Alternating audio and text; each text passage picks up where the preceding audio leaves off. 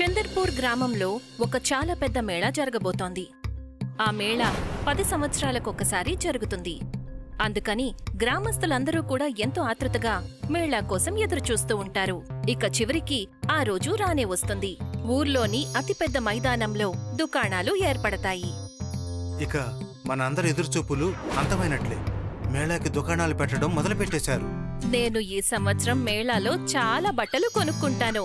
నేనేమనుకుంటున్నా అంటే ఈసారి మేళాలో నేను కూడా ఒక దుకాణం పెట్టాలని, డబ్బులు సంపాదించాలని. ఎలాగో నీకు వస్తువులు అమ్మడంలో చాలా ఎక్స్పీరియన్స్ ఉంది కదా. కానీ ఒక విషయం చెప్పు, నువ్వు ఏ దుకాణం పెట్టాలని అనుకుంటున్నావు? ఏం చేయమంటావు? ఎక్కువ డబ్బులైతే లేవు. కొంత డబ్బైనా అప్పుగా దొరికిందంటే కొన్ని వస్తువులు కొని ఒక చిన్న దుకాణం పెట్టాలనుకుంటున్నా. అయ్యో ముద్దు, సామాన్లు ఏమమ్ముతావో అది అడుగుతున్నాను. నేను చిన్నపిల్లల బొమ్మలు అమ్మే దుకాణం పెట్టాలనుకుంటున్నాను. అది కూడా బానే ఉంటుంది. అయినా ఇక్కడి నుంచి పట్నం చాలా దూరం. ఇక్కడ పిల్లల దగ్గర బొమ్మలు అంటే మట్టి గుర్రాలు తప్ప ఇంకేమీ దొరకవు. వినోద్ తన పిన్ని దగ్గర కొంత డబ్బు అప్పు తీసుకుంటాడు. ఆ తర్వాత పట్నం నుంచి బొమ్మలు తీసుకుని మేళాలో ఒక దుకాణం పెడతాడు. మేళా చాలా అందంగా కనిపిస్తుంది. బోలెడన్ని మిఠాయి దుకాణాలు, బొమ్మల దుకాణాలు, బట్టల దుకాణాలు, సర్కస్ వాళ్లు కూడా మేళాలో దుకాణాలు పెడతారు. రండి పిల్లలు, రండి, బొమ్మలను కొనుక్కోండి.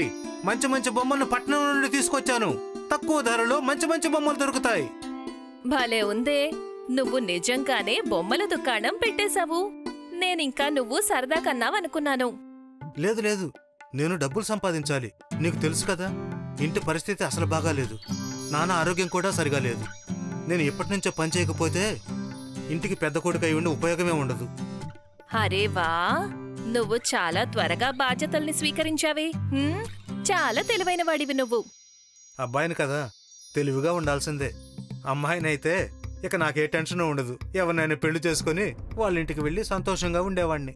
అంటే నువ్వేమనుకుంటున్నావు? మా ఆడవాళ్ల జీవితం అంత సులభమనా? ఎప్పుడైనా ఆ అమ్మాయి కావాల్సొస్తే అప్పుడు నీకు తెలుస్తుంది మా లైఫ్ ఎలా ఉంటుందో. సరే సరే, నాకు ఎక్కువ క్లాసు బెక్కు. మేళా అంతా తిరిగి నన్ను నా పని చేసుకొని. బబిత మేళా అంతా తిరగడానికి వెళ్తుంది. ఇక వినోద్ బొమ్మలు అమ్మే ప్రయత్నం చేస్తుంటాడు. రండి రండి, మీ పిల్లల కోసం బొమ్మలు కొనండి. ఏంటి బాబు, నాకింకా పెళ్ళే కాలేదు. నేను ఈ బొమ్మలు కొనుక్కొని ఏం చేయాలి? పెళ్లి కాకపోతే ఏమైంది? త్వరలోనే అవుతుంది. ఎలాగూ మీ ఇద్దరు జంట చాలా ముచ్చటగా ఉంది. పెళ్లి చేసుకుంటే ముద్దు ముద్దుగా మంచి పిల్లలు పుడతారు. ముందు పిల్లలు పుట్టని, ఆ తర్వాత బొమ్మలు కొంటాము. ఇప్పటి నుంచి కొనుక్కుని ఏం చేసుకోవాలి? అయ్యో చెల్లెమ్మ, మేళా ప్రతిరోజు ఉండదు కదా. మళ్ళీ 10 సంవత్సరాల తర్వాత ఉంటుంది. ఇక మీకు తెలుసు కదా పట్నం ఎంత దూరమో. అయినా చిన్నపిల్లల బొమ్మలు తీసుకోవడానికి మీరు 2 రోజులు ప్రయాణం చేసి వెళ్ళలేరు కదా. నువ్వు చెప్పింది అయితే నిజమే. బహుశా మీకు వస్తువులు నమ్మే టెక్నిక్ బాగా తెలుసు అనుకుంటా. నా మనసును మార్చేశారు. ఇక ఏదైనా ఒక మంచి బొమ్మను చూపించండి. వినోద్ అతనికి ఒక మంచి బొమ్మను చూపిస్తాడు. అతను డబ్బులు ఇచ్చి అక్కడ్నుంచి వెళ్లిపోతాడు. తన మధురవాణితో, తెలివితేటలతో వినోద్ కొన్ని రోజుల్లోనే బొమ్మలు అమ్మి బాగా డబ్బు సంపాదిస్తాడు. ఆ తర్వాత మేళాలో తిరగడానికి వెళ్తాడు. రండి రండి, మెజిషియన్ వచ్చాడు, మెజిషియన్. ఎటువంటి మ్యాజిక్ చూపిస్తారంటే మీరందరూ ఆశ్చర్యపోతారు. అలాగా, నువ్వంతలా ఏం చెయ్యగలవు? ఇంతవరకు మేమెప్పుడూ చూడండి. నేను దేన్నైనా మాయం చేసి దాన్ని మళ్ళీ ప్రత్యక్షం చేయించగలను. ఓ, అదా విషయం. నువ్వు నా మెడలో ఉన్న ఈ బంగారు చైన్ని మాయం చేసి చూపించగలవా? ఓస్, అంతేనా? నేను చాలా పెద్ద మాయగాడిని. ఇది నాకు ఎడమ చేతి పని. మ్యాజిషియన్ తన మ్యాజిక్ తో బబితా మెడలోని చైన్ని మాయం చేస్తాడు. అది చూసి బబితా, వినోద్ ఇంకా అక్కడున్న వాళ్లందరూ ఆశ్చర్యపోతారు. బబితా ఇచ్చిన ఛాలెంజ్ ని మ్యాజిషియన్ ఒక్క క్షణంలో పూర్తి చేస్తాడు. అది చూసి బబితా కాస్త కోపగించుకుంటుంది. మాయమైతే చేశావు, ఇప్పుడు తిరిగి తెచ్చి చూపించు. మ్యాజిషియన్ తన మ్యాజిక్ తో బబితా చైన్ ని వెనక్కి తీసుకొస్తాడు. కానీ చైన్ వెనక్కొచ్చేసరికి బబితా ఎవరైనా చూడ్డానికి ముందే తన మెడలో నుంచి చైన్ తీసేస్తుంది. ఆ తర్వాత మెజిషియన్ మీద దొంగతనం నింద మోపుతుంది. అరే, నా చైన్ ఏమైపోయింది? నువ్వు దాన్ని తిరిగి తీసుకురావాలి కదా.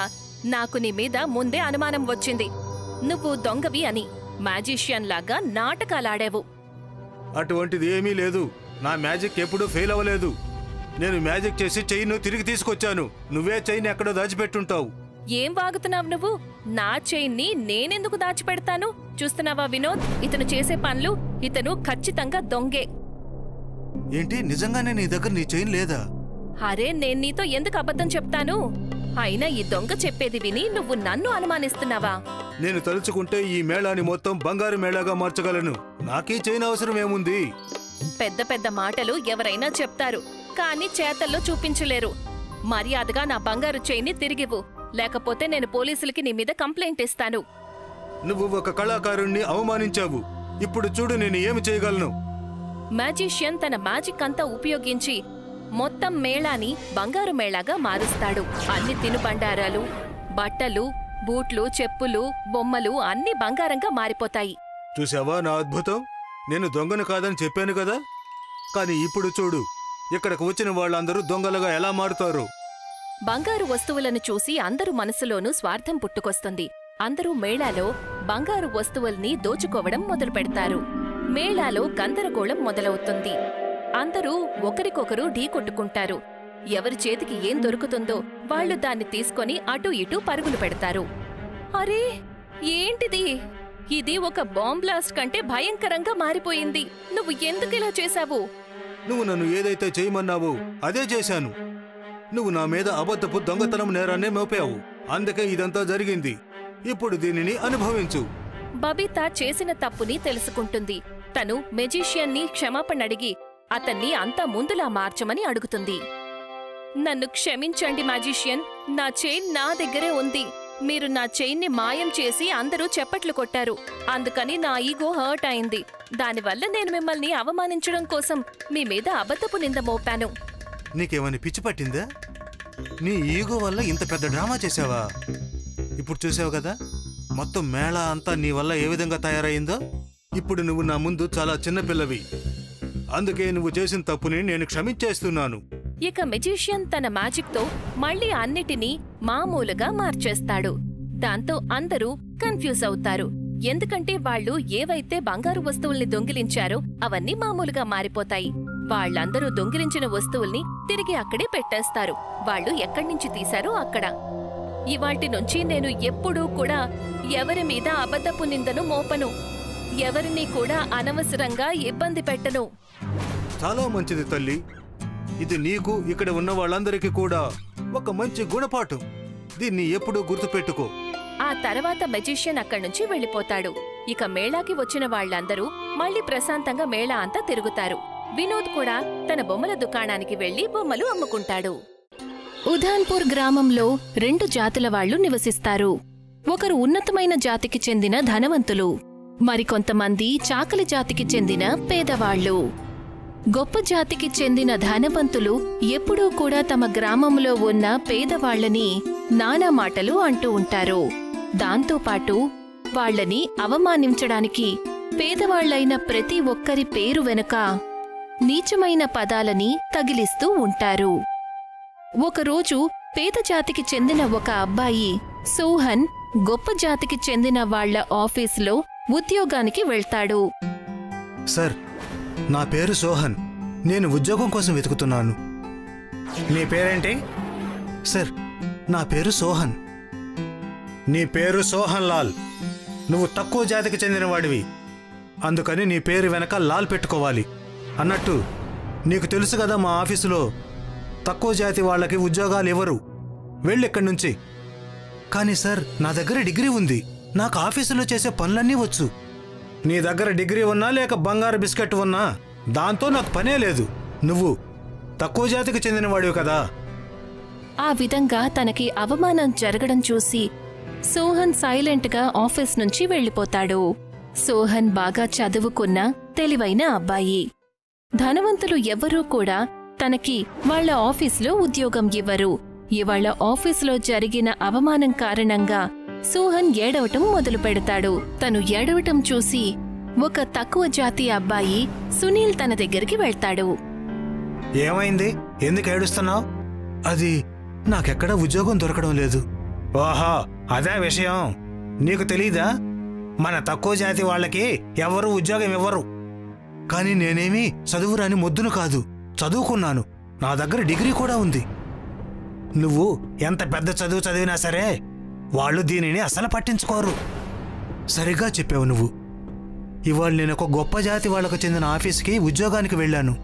అక్కడ అతను నన్ను అవమానించి బయటకు గింటేశాడు. మన తలరాతలో ధనవంతుల బట్టలు ఉతకాలని రాసిపెట్టుంది. వాళ్లతో మనం ఆఫీసులో కూర్చుని పని చేయడం కాదు. అది ఎంత త్వరగా వీలైతే అంత త్వరగా ఈ విషయాన్ని తెలుసుకో. చాకలి రేవుకి బట్టలు ఉతకడానికి వచ్చేసాయి. సోహన్ అర్థం చేసుకుంటాడు తనకి ఉద్యోగం దొరకదు అని. అందుకని తను మరుసటి రోజు నుంచి చాకలి రేవుకి బట్టలు ఉతకడం కోసం వెళ్తాడు. తక్కువ జాతి వాళ్లందరూ కూడా రోజంతా కష్టపడి చాకలి రేవులో ధనవంతుల బట్టలను ఉతికి తన సంపాదనను కొనసాగిస్తూ ఉంటారు. కాని ఒకరోజు ఉన్నట్టుండి కొంతమంది ధనవంతులు చాకలి రేవు ముందు కార్ఖానా పెట్టడం కోసం వస్తారు. తక్కువ జాతి చాకలి వాళ్లందరినీ చాకలి రేవుని ఖాళీ చేయమని బెదిరిస్తారు.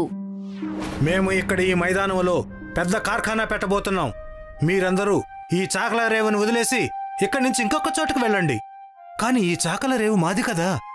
మేము దీన్ని వదిలేస్తే మేమేం తినాలి, ఎలా బతకాలి? నువ్వే కదా ఆ రోజు మా ఆఫీస్కి ఉద్యోగం కోసం వచ్చావు. అవును, నేనే.